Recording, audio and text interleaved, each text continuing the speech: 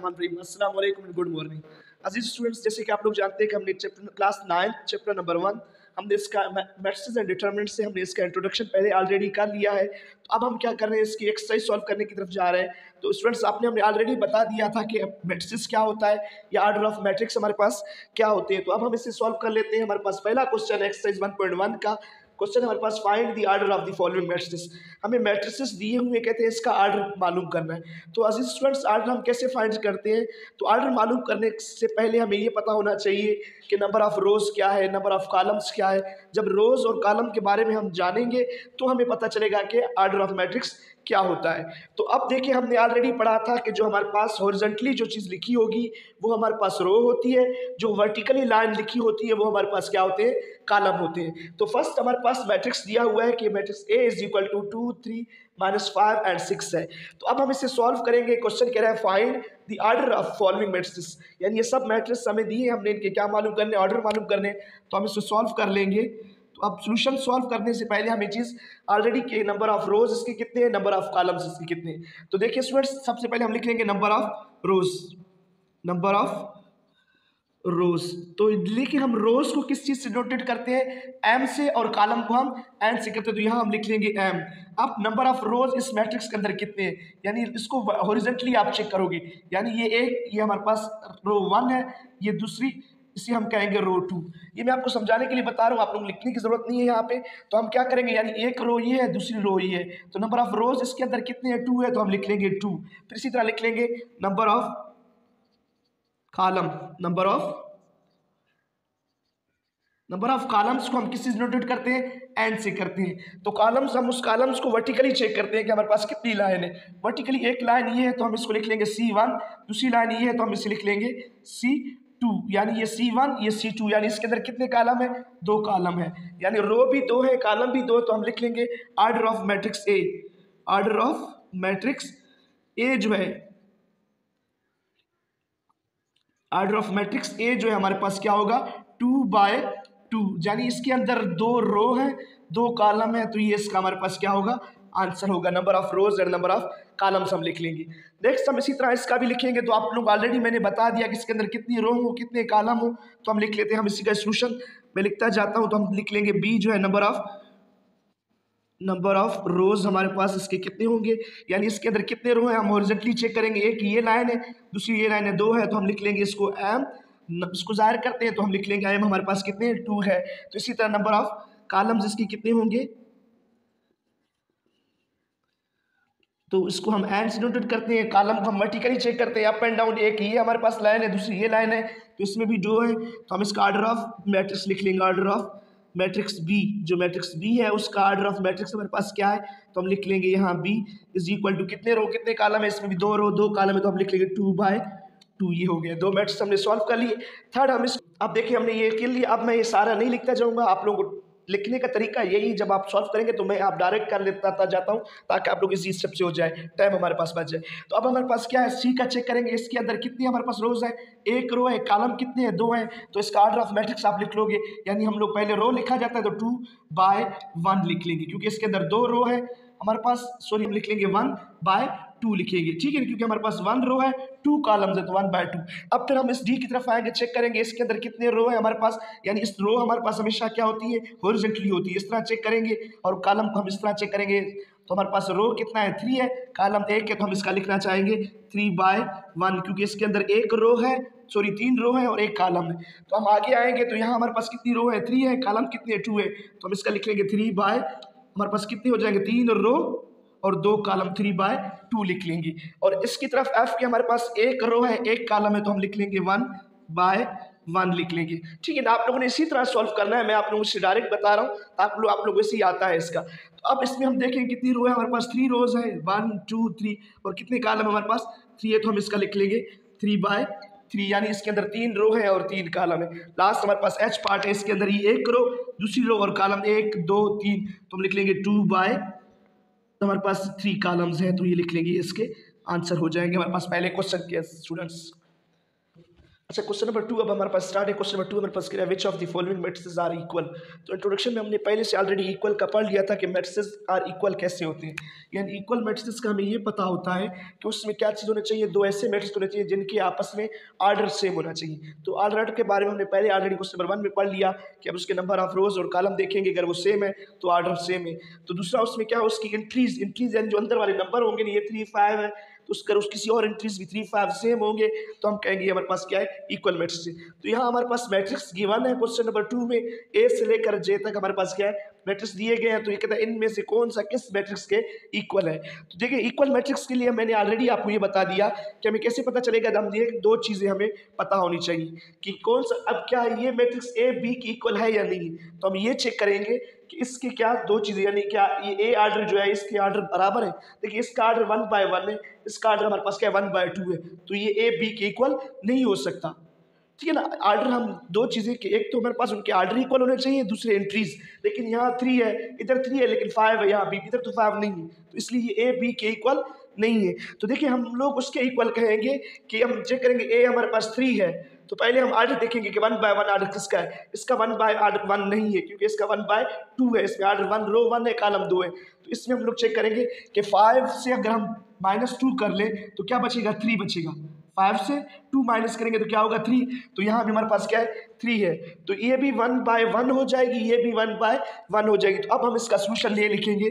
Solution के order ए जो हमारे पास मैट्रिक्स ए है वो किसके इक्वल है, सी के इक्वल है। तो हम लिखेंगे matrix A is equal to सी।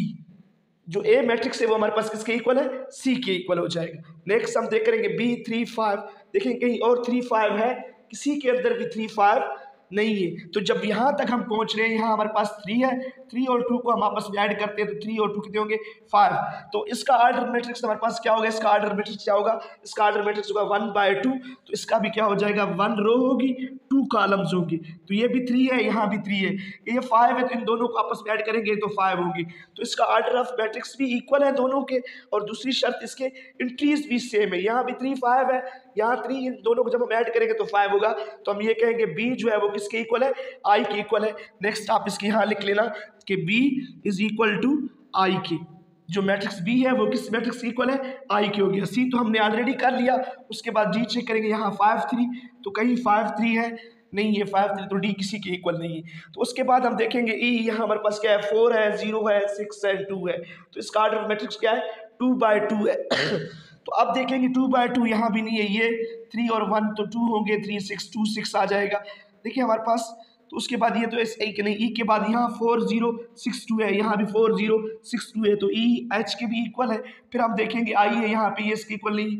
इन दोनों को हम ऐड करेंगे, 2 और 2 4 होंगे, 2 से 2 निकालेंगे 0 होगा, इनको आपस में ऐड करेंगे 6 होंगे, 2 और 0 2 होंगे। तो ये ई एच जे ये तीनों आपस में क्या है, इक्वल है। तो हम इसका लिख लेंगे ई इक्वल है एच के, फिर एच जो इक्वल है वो किस चीज़ के, जे के। ये तीनों मैट्रिक्स आपस में क्या है, इक्वल है हमारे पास।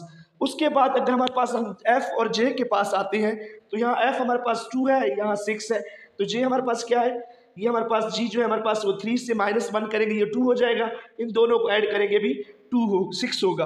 तो देखिए इसका हमारे पास आर्डर ऑफ मैट्रिक्स चेक करेंगे, तो यहाँ 2 रो है, 2 by 1 है, 2 रो 1 कॉलम है, तो 3 से 1 कर लेंगे 2 होगा, इनको ऐड, तो इसके एंट्रीज भी सेम होंगे। और इसके अंदर हमारे पास कितनी है, रो 2 है, कॉलम कितना है, 1 है। तो लास्ट हम ये भी लिख लेंगे कि एफ जो है वो इक्वल है हमारे पास किस चीज़ के, जी के इक्वल है। तो स्टूडेंट्स क्वेश्चन नंबर 2 हमारे पास ये था जो हमने सॉल्व कर लिया, यानी क्या इक्वल मैट्रिक्स देखे। तो स्टूडेंट्स ये क्वेश्चन हमारे पास 2 है लास्ट इसका। लास्ट क्वेश्चन है एक्सरसाइज 1.1 का क्वेश्चन नंबर 3 हमारे पास कहते हैं find the value of A B C and D. 4 हमारे पास वैल्यूज दिए गए कि इनकी वैल्यूज आपने फाइंड करना है विच सेटिस्फाई द मैट्रिक्स इक्वेशंस, यानी मैट्रिक्स इक्वेशन को फिर हम सेटिस्फाई भी करना है। तो सबसे पहले हम क्या करेंगे, यानी हम उनकी वैल्यू फाइंड करनी है। तो हम इस क्वेश्चन को सॉल्व करते हैं। सॉल्व करने के लिए हमारे पास क्या करना पड़ेगा, यानी a plus C is equal to हम लिख लेंगे 0 के, इसके इक्वेशन बनाएंगे a plus C is equal to 0, इसे इक्वेशन 1 का नाम देंगे। उसके बाद a plus 2b is equal to किस चीज़ के इक्वल है, -7, यहाँ -7 लिखेंगे, इसे इक्वेशन 2 का नाम देंगे। थर्ड हमारे पास क्या है, c -1 इज इक्वल टू क्या है, 3 है यहाँ पे, तो हम इसके सामने 3 लिखेंगे और इसे इक्वेशन 3 का नाम देंगे। और लास्ट हमारे पास 4d माइनस क्या है 6 है, तो 4d - 6 किस चीज़ के इक्वल है, 2d के इक्वल है, इसे हम इक्वेशन 4 का नाम देंगे। आप देखेंगे हमारे पास 4 इक्वेशन है, इसकी वजह से हम इसकी वैल्यूज फाइंड करेंगे। तो सबसे पहले हमारे पास कौन से इजी है, यानी ये हमारे पास c minus 1 is equal to 3 है। तो अब -1 को हम उस तरफ शिफ्ट करेंगे तो इसकी आसानी से हमें वैल्यू मिल जाएगी। तो हम लिख लेते हैं यहाँ पे c minus 1 is equal to 3। तो हम कौन सी इक्वेशन कर रहे हैं, इक्वेशन 3 को सॉल्व कर रहे हैं, ठीक है ना। तो अब हमारे पास क्या है, ये -1 इक्वल उस तरफ चला जाएगा तो हमारे पास क्या होगा 3, ये हो जाएगा +1। तो c इज इक्वल टू हमारे पास क्या आ गई 4 आ गई, ये हमारे पास c की वैल्यू मिली। अब जब c की वैल्यू हमारे पास गिवन हो गई तो हमारे पास क्या है, फर्स्ट इक्वेशन में a + c is equal to 0 लिखा हुआ है। इस c की वैल्यू को पुट करेंगे हम किस चीज़ में, फर्स्ट इक्वेशन में लिख लेंगे। तो अगर putting the value of c तो हम लिखेंगे पुट c इन इक्वेशन 1, यानी 1 इक्वेशन में पुट करेंगे c की वैल्यू। तो c की वैल्यू 4 है, तो अब हम इसमें पुट कर लेंगे। तो a plus C is equal to क्या है 4 है, तो हम लिख लेंगे a plus C is equal to, ये हम लोग पहले इक्वेशन लिख लेते हैं 0। तो अब c की जगह हम 4 पुट करेंगे, ये हो जाएगा 0 प्लस 4 है इक्वल उस तरफ जाएगा तो हमारे पास क्या हो जाएगा माइनस का 4 हो जाएगा। ये हमारे पास a की वैल्यू मिली। यहाँ हमने c की वैल्यू फाइंड की 4, यहाँ हमने a की वैल्यू फाइंड कर ली -4। तो अब हमारे पास जब a और c की वैल्यू मिल गई है तो अब हमने b और d की वैल्यू मालूम करनी है। तो हम क्या करेंगे, a की वैल्यू -4 इस इक्वेशन 2 में पुट करेंगे। तो हम यहाँ लिख लेंगे put a is equal to -4 in equation 2। Equation 2 के अंदर क्या करेंगे, हम इसकी वैल्यू पुट करेंगे। तो इक्वेशन 2 हमारे पास क्या है, a is equal to +a + 2b is equal to -7 की है। तो a की वैल्यू हमारे पास क्या है -4 है, तो यहाँ लिख लेंगे -4 + 2b इज इक्वल टू -7 है। तो अब हम क्या करेंगे, -4 इसको उस तरफ शिफ्ट करेंगे तो ये हो जाएगा -7 + 4। तो ये हो जाएगा b इज इक्वल टू -7 से 4 तो ये हो जाएगा -3। ये 2 इसके साथ यहाँ मल्टीप्लाई हो रहा था, यहाँ आकर क्या हो जाएगा डिवाइड होगा। तो अब हमारे पास b का जो आंसर है हम इसको ये सपोज कर लेते हैं कि वो हमारे पास क्या है -3/2 है। तो a b c हो गया। लास्ट हमारे पास जो वैल्यू रह रही है वो किसकी रह रही है, d की रह रही है। तो हम d को कैसे फाइंड करेंगे, तो हमारे पास वही d, इसमें कोई वैल्यू पुट नहीं करनी पड़ेगी। तो हमारे पास क्वेश्चन क्या है 4d - 6 is equal to 2d है। तो अब हम क्या करेंगे, d को इस तरफ शिफ्ट करेंगे, इसको उस तरफ कर लेंगे ताकि हम d की वैल्यू फाइंड कर सकें। 4d ये +2d था, जब इधर आएगा तो ये -2d हो जाएगा, ये -6 जब वहाँ जाएगा तो +6 हो जाएगा। तो 4d से हम लोग क्या कर लेंगे, 2d को माइनस कर लेंगे। तो यहाँ हमारे पास क्या है, यानी 4d से हमने 2d माइनस किया तो यहाँ 2d इज इक्वल टू 6 आया। तो d इज इक्वल टू क्या होगा 6 डिवाइड बाय 2, 2 1 द 2, 2 3 द 6। तो d इज इक्वल टू हमारे पास क्या हो जाएगा 3 हो जाएगा, ये वैल्यू हमारे पास, ठीक है ना। तो अब हमारे पास ये चारों वैल्यू गिवन होगी। लास्ट में क्वेश्चन कह रहा है इसको सेटिस्फाई करें मैट्रिक्स को। तो इन दोनों को हम क्या करेंगे, जो वैल्यू हमारे पास गिवन है वो वैल्यू हम इस इक्वेशन में पुट करेंगे। तो इक्वेशन तो हमारे पास a की वैल्यू -4 आई, b की वैल्यू -3/2 आई, c इज इक्वल टू 4, तो d इज इक्वल टू 3। ये चारों की वैल्यू हमारे पास आ गई। तो यही चारों वैल्यू हम क्या करेंगे, इस इक्वेशन में पुट करके सेटिस्फाई करेंगे कि ये दोनों इक्वेशन आपस में सेम है या नहीं। तो देख ले हमारे पास इस वैल्यू यहीं पे पुट कर लेते हैं। हमारे पास क्या है, a इज इक्वल टू -4 है प्लस c, तो c की वैल्यू हमारे पास क्या है 4 है, ये हमने लिख लिया।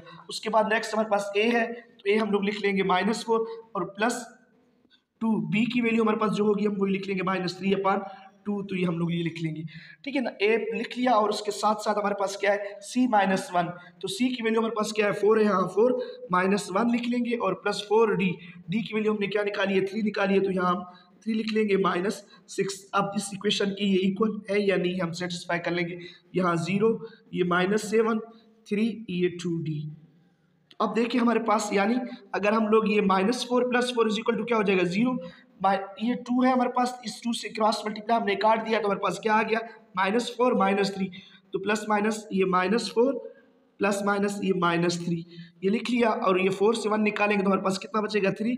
ये हम इन दोनों को आपस में मल्टीप्लाई करेंगे तो ये हमारे पास क्या हो जाएगा 4 3 को मल्टीप्लाई करेंगे ये हो जाएगा 12, ये -6 लिख लेंगे। तो इसी तरह हमारे पास ये जो इक्वेशन है 0 है, -7 है, यहाँ 3 है और 2d। तो d की हमने ऑलरेडी वैल्यू निकाली है, वो हमारे पास कितना है 3 है, तो हम यहाँ 3 पुट कर रहा हूँ मैं, ठीक है। आप देखते हैं ये दोनों इक्वेशन आपस में सेम आती हैं या नहीं। अगर सेम हुई तो हम कहेंगे सेटिस्फाई। ये 0 है तो हम 0 लिख लेंगे, -4 -3 आपस में ऐड होंगे तो ये -7 हो जाएगा इज इक्वल टू, यहाँ हमारे पास क्या होगा ये 0 है और नेक्स्ट -7 है, यहाँ हमारे पास 3 है तो हम 3 लिख लेंगे। 12 से 6 सब्ट्रैक्ट करेंगे तो बाकी 6 बचेंगे। इसी तरह यहाँ हमारे पास 3 है और 2 को 3 से मल्टीप्लाई करेंगे 6। तो अब देखेंगे कि ये दोनों मैट्रिक्स आपस में इक्वल है। यहाँ भी 0 है, ये भी 0, -7 ये भी -7 +3 ये भी 3, ये 6 ये 6। तो हम लिख लेंगे हेंस प्रूव कि ये जो है हमारे पास मैट्रिक्स क्या है हमारे पास इंप्रूव्ड लिख लिया आप लोग कि हम दोनों मैट्रिक्स हमारे पास क्या है, इक्वल मैट्रिक्स है। देखिए क्वेश्चन नंबर 3 का हमने कर लिया और दोनों सेटिस्फाई हो गई, तो हमारी आज की वीडियो यहीं पे एंड होती है। तो इंशाल्लाह नेक्स्ट वीडियो के साथ, नेक्स्ट लेक्चर के साथ हम इससे जो 1.2 की हमारे पास इंट्रोडक्शन होगी हम वो सॉल्व करेंगे। उसके बाद हम उसकी इंशाल्लाह एक्सरसाइज भी होगी, साथ साथ सॉल्व करते जाएंगे। Thank you.